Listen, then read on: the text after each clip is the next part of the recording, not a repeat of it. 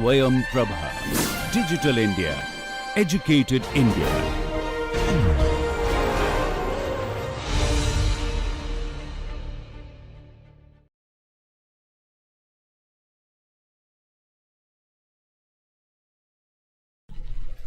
Dear students, I welcome you all to this course ESO 203T. T stands for only teaching part. Will not be having any laboratory associated with this. So the title of the course is Introduction to Electrical Engineering. I am Dr. Alok Ranjan Verma. I am working as an assistant professor in the Department of Electrical Engineering, IIT Kanpur. So this course is a introductory course to electrical engineering, as the title suggests, in which we'll be discussing about different foundation of the course. This course is divided very strategically in two components. The first part of the course is the mathematical foundation, which deals with the different kind of understanding of elements which are used in electrical circuits, and then what kind of sources, what kind of loads, and then we come to the understanding of conversion from one source type to the another source type, then dependent and independent sources. Then we deal with the different theorems to solve the circuit. So when I say the solving a circuit, this means that in general these are different components which are connected, and those components have to be dealt with in a way that we have to find the voltages and the current throughout the circuit. Which means that whenever you see a circuit, at any point you should be able to tell the voltage, and at any branch through which the current is passing, the amount of current should be known. So when we meet these two conditions of knowing the voltage and current, we see that we have solved the circuit. So we will be seeing and understanding the different theorems, different techniques to solve those circuit, which involves the nodal analysis, mesh analysis, KVL, KCL, which forms the foundation for different theorems. So we'll be employing those techniques and theorems to solve the circuit. Second part, which deals with the a very basic understanding for different electrical machines. So when we say machines, in general you'll see that machine is something which gives some output.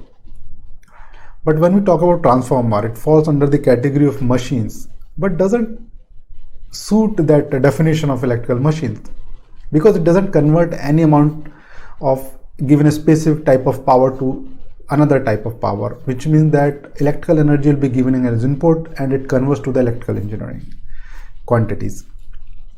So those electrical quantity converting to electrical quantity is having some transformation. That is what it calls transformer. But the machine means like having given some mechanical input, give some engineering conversion of those energies. And suppose we talk about motors. So the input is electrical energy and the output is mechanical movement, where we have rotatory movement and we utilize that in different applications.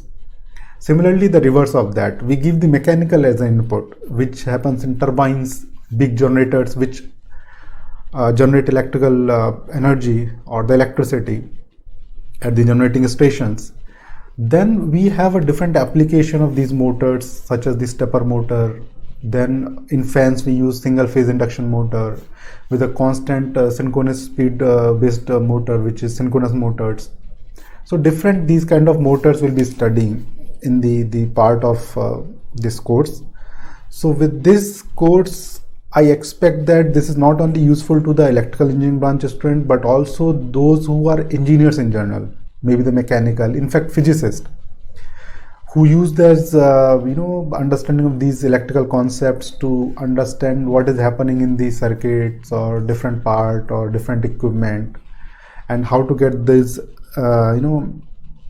concept utilized to infer something which is very crucial. So this course is in general very useful to all of the engineering students, irrespective of their branches. So they can just have very touch to electrical engineering, I should say. So with this, I'd like to show you some of these slides. So this is me. As I told, I'll be the tutor for this course. So I'll be teaching the introduction of electrical engineering. and I am working as an assistant professor. You can always contact me for any given doubt or suggestion. You can always write to me through this email ID. And if we see the different branch of electrical engineering, it's not the branch which we know that okay, electrical, computer, mechanical. Branches means that technically what are the foundation for this course. So when we see okay, there are some mathematical foundation where we have network theory, logic theory, system theory, and it gives different types of applications, because engineering is all dealt with the application, something useful which is common to all the people of the country, or the in general everybody. So the application is very important. The second part is the physical foundation. So electrical energy, or the whatever the amount of energy that we utilize from the or in general, if we say that okay, what is the electrical energy, is basically the parameter to decide the quality of life that we live. So the more the developed country, the per person consumption of electrical energy will be higher. So physically, the concept on which it works is the electromagnetics, solid state, optics. So these are physical foundations. So all falls under the category of electrical engineering. Okay. So whenever we see in this particular course content, the network theory will be there. It will be dealing with the power systems and electrical machinery. Power system basically the electrical circuit analysis part. So why it is in power system? Because when we see that okay, you are getting electricity at your home, but it is coming from I don't know from where, but definitely from several hundred or few thousand kilometers far. Okay, because the generating stations are geographically located at very far location, where we have abundant different source of energy like hydro power plant, or we have nuclear power plant. But recently, conventionally, we have these resources which we get the electrical energy. So with that, I like to come up with the course content or the syllabus of this course. So the first part, as I mentioned, is related to the network theory. So in the network theory, if we see, we'll be dealing with the DC networks, where the different elements will be connected to different sources, DC and AC. Then this AC circuits will further divide into two categories: single phase circuits and three phase circuits. Then the concept of phasor, then KCL, KVL will be having some different theorems, Thevenin's and Norton's theorem. Then different types of analysis which we can perform depending upon the type of circuit given, the mesh and nodal analysis, some star delta or Y delta conversion from different interconnection of different elements to ease our life as an engineer for the calculation. And then we'll be having some power calculation. So this I told actually we'll be dealing with three phase and power also. So the second part of the circuit will be magnetic circuit. So in magnetic circuit, there is no physical connection between the two part of the circuit, and both part of the circuit will be in communication using magnetics. So there is no physical galvanic or electrical connection between the two parts of the circuit, but the voltage will transfer to the other side, the current will transfer to the other side. So from where we get the concept of transformers. So we'll be seeing some of the basic understanding of magnetic circuits, then the mutually coupled circuit. So this we will deal in detail in this particular course. And after this we'll be dealing with the transformers or different operational thing, their characteristic, their equivalent circuit diagrams. We'll see with that. So next to that we'll be dealing with the DC machines, the construction detail, different type of connection between the field winding and the main winding. So we'll be seeing their terminal characteristics as well. So based upon the connection, we'll be deciding what kind of motor it is, DC series motor, compound machines or whatever, and the application where it is being used, and generator. So basically when I see motors, it means that there is some kind of application which is being associated. So the different type of machines are being used in different kind of application. For example, if you want to have a very constant speed application, where is it used? So whenever we need something which has to run at the constant speed, like controlled flow, okay, and like in the tape recorders, older tape recorders, where we want to have something which is running at the constant speed, then we design our circuit in such a way that the machine should operate with this specific characteristic. Then we'll be dealing with the induction machine, single phase and three phase. The induction machines basically is widely used machines. And then we'll be having some synchronous machine, the constructional differences from the induction machine and the generator and motor operation of those machines. Then power angle characteristic and different shortcomings, or what we say that issues related to those machines. And based upon the some specific application and their control, we'll be definitely looking to have some motors which are very unique in operation. So we'll be dealing some of the motors which is stepper motors, and see how the operation of these motors occurs.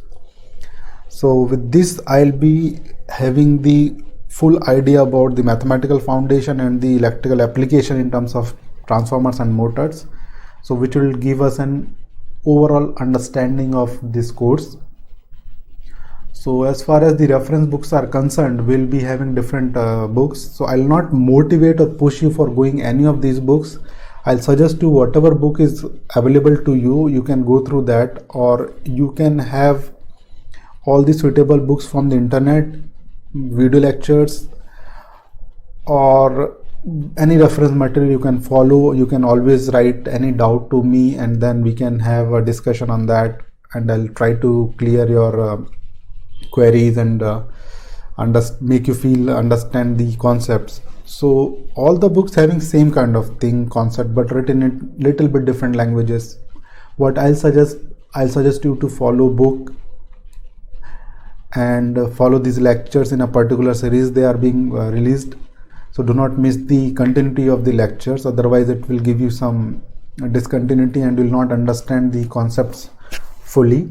So for electrical engineering fundamentals, you can go through the V. Del Toro, which is available in the library, and then you can also, there is few good books which are available, which are having plenty of numerical methods or solved and unsolved examples, so you can go through them. And for electrical machinery, you can go to the S.J. Chapman, where you'll be having some concept which is related to electrical machinery fundamentals. Then you can always read this books. So there is no restriction of following any book. You can go through any book, because I'll not be strictly following any particular book. I'll be giving you the concept more clear way, where you can just go through any of the resource material and then understand these concept and read for better clarifications. So we'll name this as a lecture 1. So in this particular course, we'll be seeing the basic thing, or brushing up the small idea that we have already about the quantity, which is charge. Then we'll be seeing as something which is known as current, and something which is known as voltage. So we'll see what is that something is. So charge, we know that all the materials having some atom, or that atom is consisting of nucleus and the outer shell is having some electrons. So the electricity, or the concept of electricity, is the manifestation from the quantity which is known as the charge. So charge is basically the manifestation of electricity. So there is charge which is associated with the electrons. So if you understand, there are two types of electrons availability in a very vague discrimination of two different type of material. So one will be having a plenty of electron, another will be having a less number of electrons. When we talk plenty of electrons, they form the conductors, because those free electrons can move around the bulk. And the bound electrons, which are having the boundless number of electrons, or the bound electrons. Okay, these electrons are not free to move inside the bulk. which will restrict the flow of these electrons, which is the charge, and they will be known as insulators.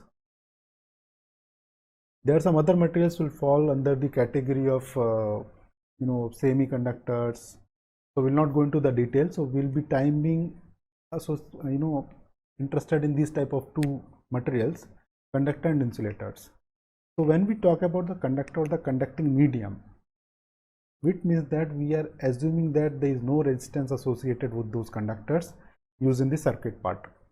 And the second, insulators, means that the insulators anyway will not be having much idea to this in this circuitry component, but insulator in general will not allow any amount of current. They are basically ideal insulators and ideal conductors. So with this, let us have a very interesting example of, we'll come back to the current and voltage in a moment. So first see what is electric circuit is. Electric circuit. So what is the electric circuit? The electric circuit is basically the interconnection of electrical elements which are connected to perform some specific task. For example, let us see what is the easiest example can be lighting a bulb using a battery. So suppose there is some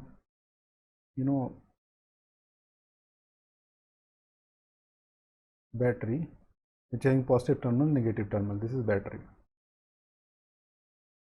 Okay, now the positive terminal is connected to some switch, and then it goes to some kind of bulb, and then negative terminal connected here. So whenever the switch is turned on, the current from the positive direction will start flowing and it will go to the load. Here it is an electric bulb, so it will start glowing, right? And the current will come back to the negative direction. So when we see the cross section of the conductor, the conducting wire which is connected, so it is connected to battery, correct? So this is battery. There's a huge conductor, just a representation of zoomed version you can say, which is having plenty of electrons, okay, which is negatively charged, and then it is connected to a battery. So when the circuit is complete, you see that okay, fine, the circuit is complete, this current start flowing. So again, if it is positive and this is negative terminal of the battery, the current will start flowing in this particular direction. Okay, the current is flowing in this direction. But the negatively charged molecules, or you say electrons, basically the negative electrons, they will be attracting towards the opposite polarity. So in this particular case, the electrons will start moving towards the positive side. So the electron will be moving in this direction. So this is the direction of electron and this is the direction of current. So now we will be mathematically defining the current. So suppose this is a cross section. So if you see, the cross section will look like this circular one for this conductor, correct? So this is basically the cross section. And now if we like defining the current, so how do you define the current?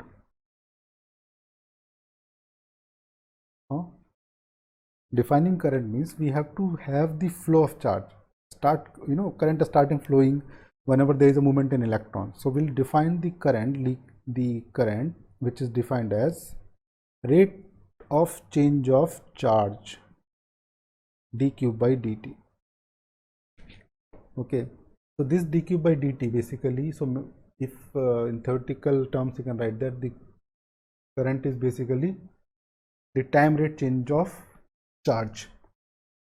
Okay, so what's the charge? So charge, the amount of charge which is associated with electron is,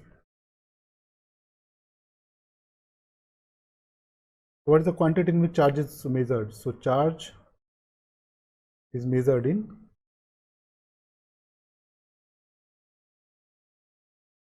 coulombs. Okay, charge is measured in coulombs.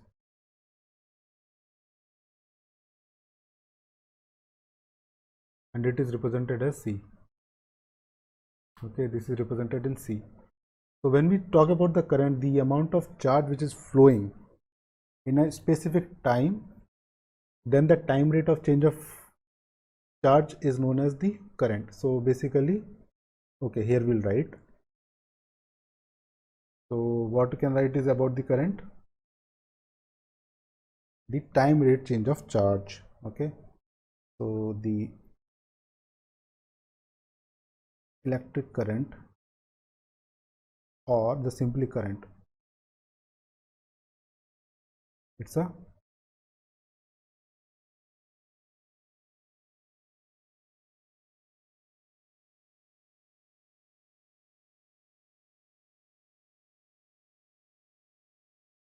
and in which it is measured, the current is measured in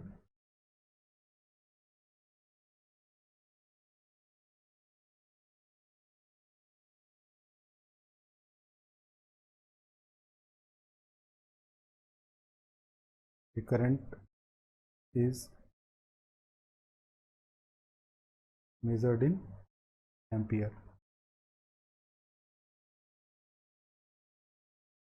Current is measured in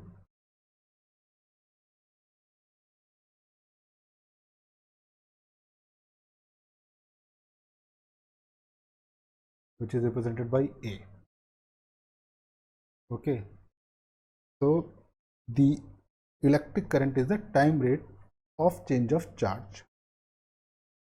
So now if we try to see some of the basic thing, okay, mathematically we have already seen that, okay, the current we have defined few minutes back as dq by dt. From here we can say that I is nothing but, we can write it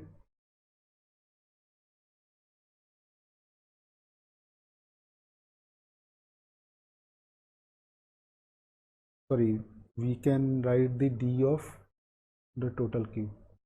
So suppose q is a function of time, or the quantity whatever we are trying to say. So basically 1 ampere will be defined as what? 1 coulomb per second.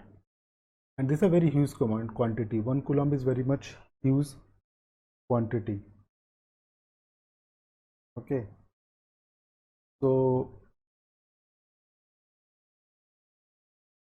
basically whenever we say that, okay, charge is flowing, it means that we have associated some quantity which is varying with time. So basically the flow, and flow we have defined as current. So basically the q, can we write it? So how can we talk about this quantity? What I have written, that the total amount of charge flowing in time t second, 0 to 2 means in t second, is nothing but the time integration of current. So over the interval of t second, whatever the amount of charge is flowing through the conductor is defined by this. So if you want to have some example, we can have a very quick example of that. Okay, so suppose first we'll see what is the amount of current. Okay, so suppose the charge is given as, this example is taken from one of the book. I'll just write as q, which is given as 5t sine 4 pi t.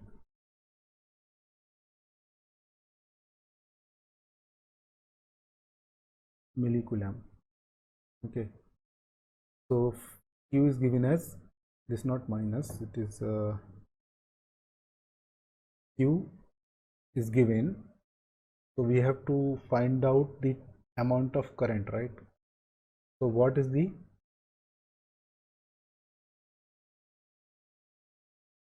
current at t is equal to 0.5 second?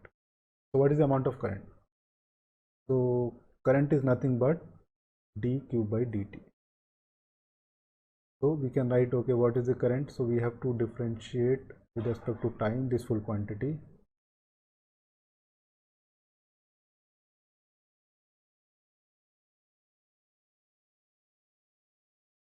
Okay, so what it will be? It will be nothing but product rule we will use, and we can directly write it 4 pi t plus, then this will go here and we can write it 5 into 420 pi t, then sin will come cos 4 pi t. So this is the full current. Okay, now we can put I at t is equal to 0.5. you can put the value of t in this particular equation, will get the answer. So you can do that, the answer will come around. So I at t.5 will come as 31.42 milliamps. And always keep an eye on the quantity in which it is measured. It is millicoulomb or microcoulomb. Please have a, because most of the time the multiplication factor or this quantity conversion will make a lot of error in the numerical question. So please pay attention to that. So now similarly, if you want to have the total amount of charge which is flowing in a given interval of time through the conductor having some current, you just integrate it over the time. So with that, let us define what is the voltage. Okay, so now we'll have a second quantity which is nothing but the voltage. How do you define the voltage? Suppose conventionally we have studied some of the physics or sciences in the pre-university or the university level. So there is some charge q which is being moved from point A to point B, and it is moved like this. So this is a movement of charge, and the total work done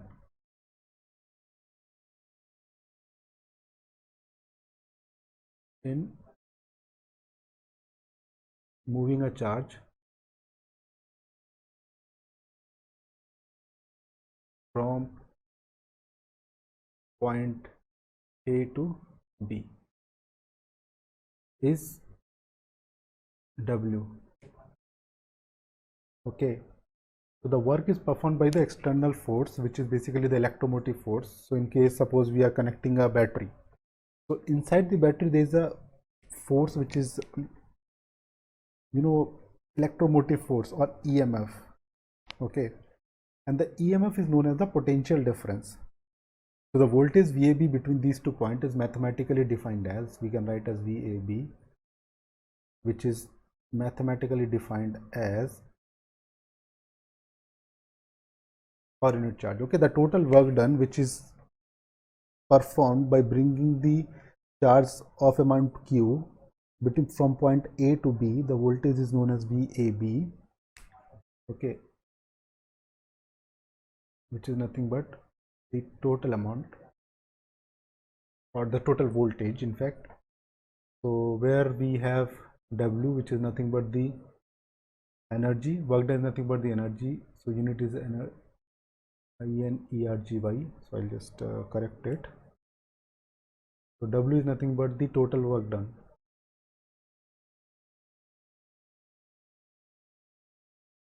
Okay, total work done, which is nothing but the energy spent or consumed, that we'll see based upon the load and source by moving the charge. Okay, in joules, and then Q stand for, as we already know, as the total charge.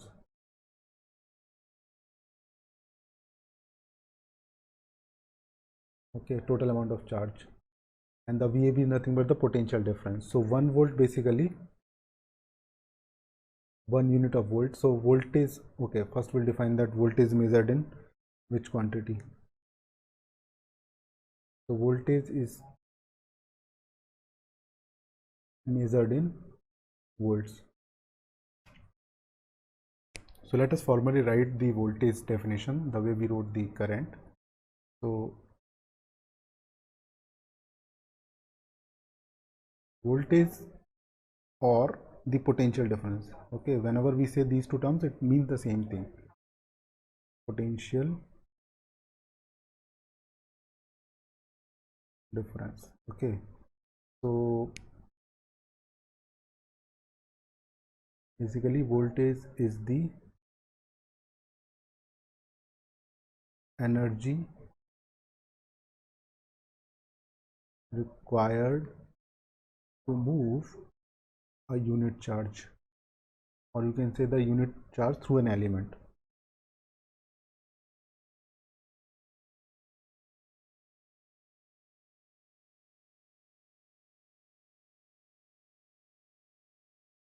That element can be an electrical element, which we'll be seeing in the coming time. So this is the total potential difference, or the potential between the point A and B, whichever, whatever the two terminals. It shows the potential across the element. When we say about the polarity, okay, when we talk about the polarity, so let us move it up a little bit. We can say, as we have drawn, which is nothing but VAB, is VA minus VB. And what about the VBA? It is VB minus VA, correct? Or it is equal to negative of VA minus VB, which is nothing but negative of VAB. So they written this expression. It means that if the reference point changes, it is simply the opposite polarity. Okay, so this also will be using some of the circuit where VAB can be written as minus VA, and it helps, or the measurement point when you want to change the reference for measurement is negative of the equivalent voltage. So it basically is representation with some common point, or the point A is raised above the point B of this amount, or point B is not raised to that potential or elevated to that voltage, then it will be like less. So in that way we have current and the voltage. Okay, now if we see what is the power, so these are the basic quantities which are being continuously used in the circuit theory. So third point is power. Okay, so although the current and voltage are two basic variables in the electric circuit, they are sufficient by themselves, and the power, we can say that okay, is the multiplication of voltage and the current. But in general, the power is the, okay, suppose some circuit is taking some battery is connected to a part of a circuit, and it is taking some amount of current and voltage. Okay, and then we know that okay, what is the power rating of the battery? Just multiplication of these two quantities. But in general term, power is the time of expending or absorbing energy. Okay, power is basically the, so it is time rate of expending, the time rate of expending and absorbing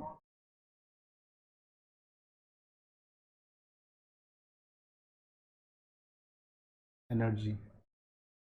So energy is normally represented by E, but here you can say that E, or the work done, which is W.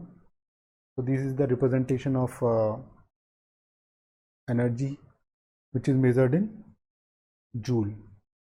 So as we have already discussed, the power is mathematically defined as rate of change of energy, or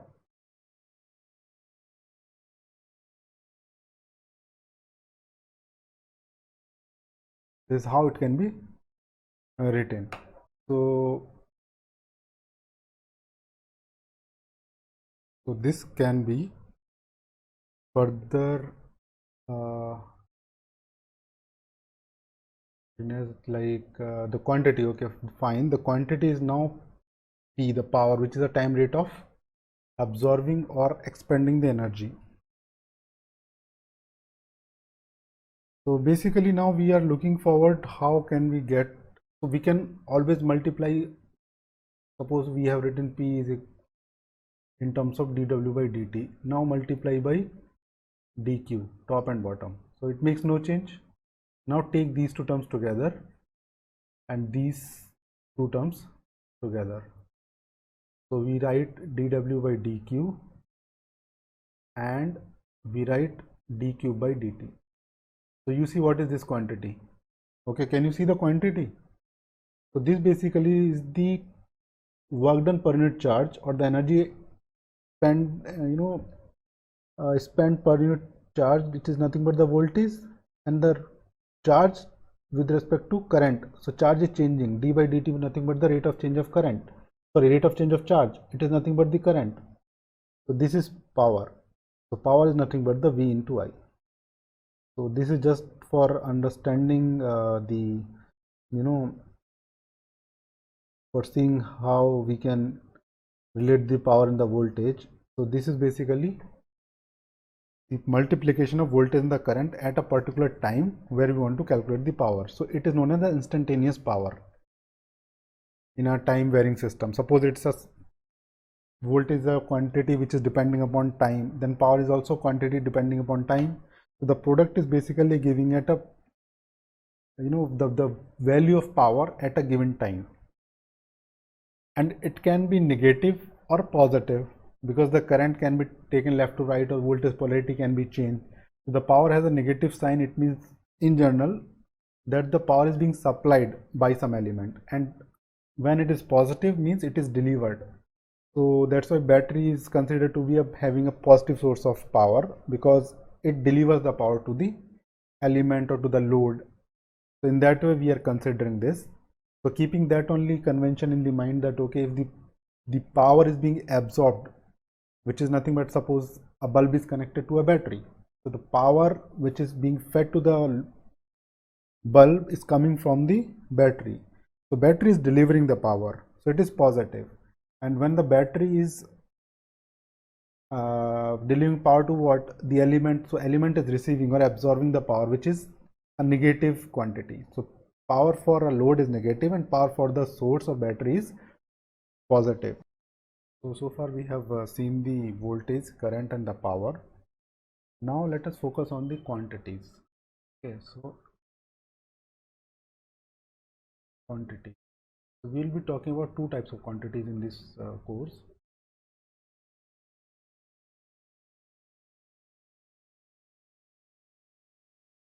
Which are AC and DC.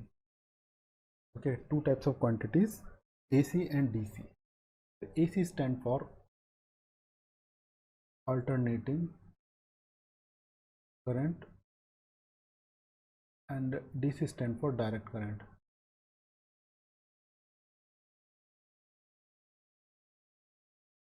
So let us now discuss the DC part first. So DC are the quantities